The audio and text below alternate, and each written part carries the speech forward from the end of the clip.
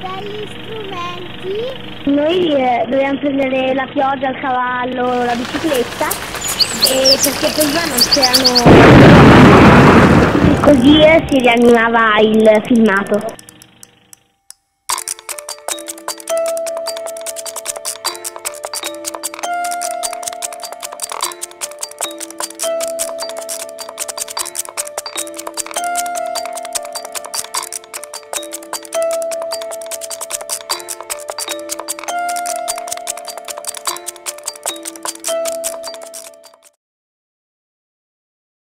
Dobbiamo sollevare le onde e loro fanno un rumore. E questo rumore che rumore è? Delle onde.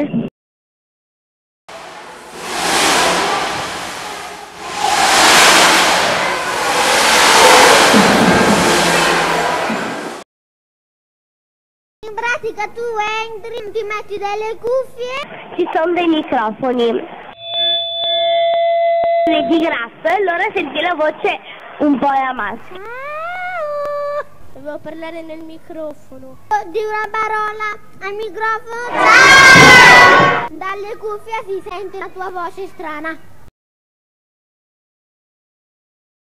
Dovevo mettermi un cosa che usano i dottori e poi fregare col dito sul materiale.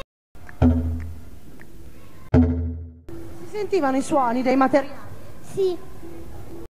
Dovevo mettermi il coso del dottore, dovevo sentire alcuni suoni, poi dovevo andare là e costruire dei suoni e dovevo sentirli.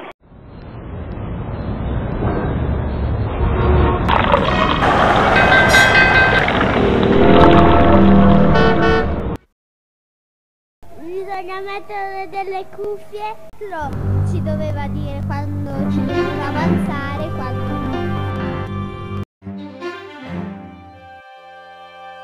quelli che sono sedute si sente e se sono in piedi no. Ho ascoltato quella cosa tonda blu.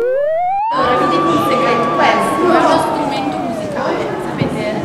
Che si chiama terema. Proviamo a dire terema.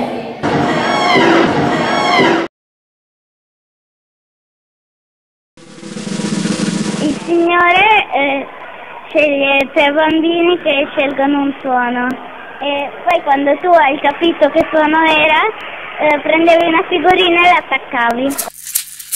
E che figura hai scelto da mettere vicino al tamburo? Il cerchio.